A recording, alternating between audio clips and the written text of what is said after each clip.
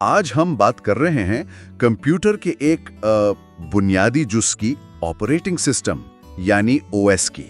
یہ وہ چیز ہے جو ہمارے سارے ڈیجیٹل کاموں کو ممکن بناتی ہے. جی بالکل. اور ہم خاص طور پر جاوید حسن صوفی کی تحقیق کو سامنے رکھتے ہوئے دیکھیں گے کہ او ایس اصل میں کرتا کیا ہے. صحیح. مقصد صرف یہ نہیں کہ او ایس کیا ہے بلکہ صوفی کے مطابق اس کی آپ کہیں کہ اصل گہرائی کیا ہے. یہ صرف ایک انٹرفیس نہیں ہے نا؟ نہیں، بالکل نہیں. یہ تو پورے سسٹم کا مینیجر ہے.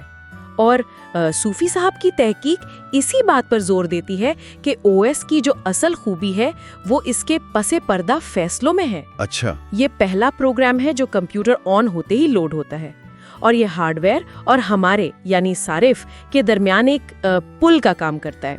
اس کے بغیر تو مطلب آج کل کمپیوٹنگ کا سوچنا بھی مشکل ہے. ہاں، Windows, make O S, Linux, Android, یہ نام تو سب نے سنے ہیں. جی، لیکن ان کے اندر جو انجینئرنگ ہے وہ واقعی کمال کی ہے. ٹھیک ہے، چلیں تو پھر ذرا ان کاموں کو تفصیل سے دیکھتے ہیں صوفی کے تجزیے کے ساتھ.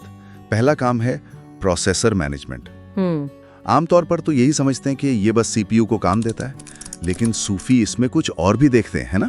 جی ہاں، وہ اس بات پر زور دیتے ہیں کہ یہ صرف کام بانٹنا نہیں ہے، یہ ایک طرح سے انصاف کا معاملہ بھی ہے. انصاف؟ وہ کیسے؟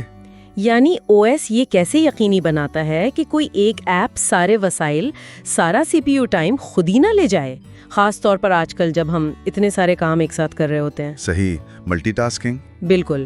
تو او ایس کا ایک الگورتھم ہوتا ہے جو فیصلہ کرتا ہے کہ کس پروسیس کو کب اور کتنی دیر کے لیے سی پی یو ملے گا. یہ ایک مستقل توازن قائم رکھنے والا کام ہے. اور یہ سب کچھ ہمیں پتہ بھی نہیں چلتا، کتنی خاموشی سے ہوتا ہے. جی، یہی تو اس کی خوبصورتی ہے. اچھا، تو پروسیسر کے بعد آتی ہے میموری مینجمنٹ کی باری. یہ ریم کو سنبھالتا ہے، یہ تو معلوم ہے، لیکن صوفی اس میں کیا خاص بات بتاتے ہیں؟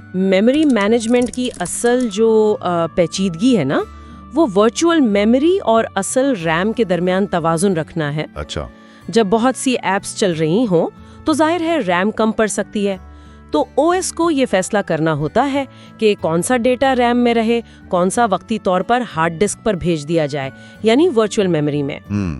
یہ جو جگلنگ ہے یہ سسٹم کی رفتار اور استحکام کے لیے بہت بہت ضروری ہے، ورنہ تو پروگرام کریش ہو جائیں گے. صحیح کہا. یہ صرف جگہ دینا نہیں بلکہ ایک طرح سے وسائل کی کمی کو مینج کرنا ہے. بالکل. اب بات کرتے ہیں فائل مینجمنٹ کی.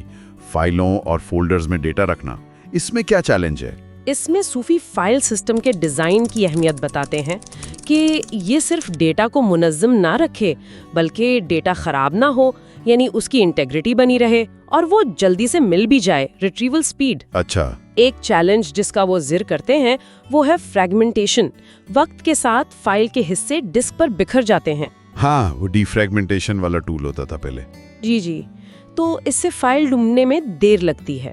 اب جو نئے فائل سسٹم ہیں وہ اس مسئلے سے بہتر طریقے سے نمٹتے ہیں. ٹھیک ہے. اور جن ڈیوائسز پر یہ فائلیں ہوتی ہیں یعنی ہارڈ ڈسک، پین ڈرائیو، ان کو سنبھالنا ڈیوائس مینجمنٹ کا کام ہے. آپ نے پہلے ٹرانسلیٹر کہا تھا. جی، صوفی کے مطابق یہ او ایس کے استحکام کے لیے بہت اہم ہے. یہاں اصل کام ڈیوائس ڈرائیورز کرتے ہیں. ڈرائیورز؟ ہاں، یہ ڈرائیورز آپ سمجھیں او ایس کو ہر ہارڈ ویئر کی زبان سکھاتے ہیں، جیسے کوئی خاص پرنٹر ہے یا گرافکس کارڈ. اچھا، یعنی ہر ایک کے لیے الگ؟ تقریباً. اگر ڈرائیور ٹھیک نہ ہو یا او ایس سے میل نہ کھاتا ہو تو وہ ڈیوائس یا تو چلے گی نہیں یا پھر پورے سسٹم کو ہی گڑبڑ کر سکتی ہے. یہ او ایس اور ہزاروں قسم کے ہارڈ ویئر کے درمیان ایک بہت نازک سا رشتہ ہے. واقعی، ہر ڈیوائس کا اپنا سفیر. اچھا، اب آتے ہیں یوزر انٹرفیس پر. گرافیکل انٹرفیس یعنی آئیکنز اور ونڈوز نے تو کمال کر دیا، لیکن کیا کمانڈ لائن اب بھی اہم ہے؟ یقیناً. صوفی بھی یہ مانتے ہیں. جی یو آئی نے کمپیوٹر کو عام آدمی تک پہنچایا، یہ بالکل درست ہے، لیکن وہ یہ بھی واضح کرتے ہیں کہ کمانڈ لائن انٹرفیس یعنی CLI آج بھی بہت سے لوگوں کے لیے ضروری ہے. کن لوگوں کے لیے؟ خاص طور پر power users, developers, system admins. کچھ کام CLI پر زیادہ تیزی سے اور زیادہ لچکداری سے ہوتے ہیں، خاص کر جب آپ کو کوئی کام آٹومیٹ کرنا ہو یا کوئی پیچیدہ سیٹنگ کرنی ہو تو انٹرفیس کا انتخاب اصل میں صارف کی ضرورت پر ہے. صحیح. और आखिर में सिक्योरिटी। ये तो आजकल शायद सबसे बड़ा मसला है। पासवर्ड, परमिशंस, ये तो बुनियादी बातें हैं। सूफी सिक्योरिटी के किन नए चैलेंजेस की बात करते हैं? जी, ये बहुत अहम नुक्ता है।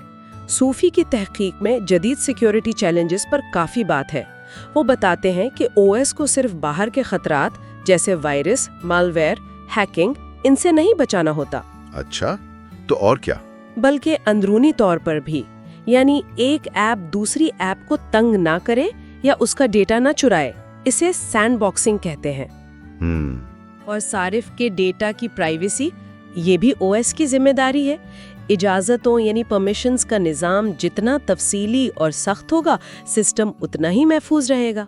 और ये एक मुसलसल जंग है, क्योंकि खतरात भी तो नए नए आते रहते हैं। तो इन सब बातों को अगर जोड़ें जावेद हसन सूफी की तहकीक की रोशनी में, तो ओएस सिर्फ एक सहूलत देने वाला सॉफ्टवेयर नहीं है। ये तो एक बहुत ही पेचीदा, एक ज़हीन मुंतज़िम है जो हमारे पूरे डिजिटल तजुर्बे की बुनियाद है। बिल्कुल। प्रोसेसर के टाइम से लेकर मेमोरी, फाइलें, डिवाइसेस और फिर सिक्योरिटी तक हर चीज को ये संभाल रहा है। जी बिल्कुल। चलें, हमारे साथ रहने का बहुत शुक्रिया। शुक्रिया। अस्सलाम वालेकुम। वालेकुम अस्सलाम।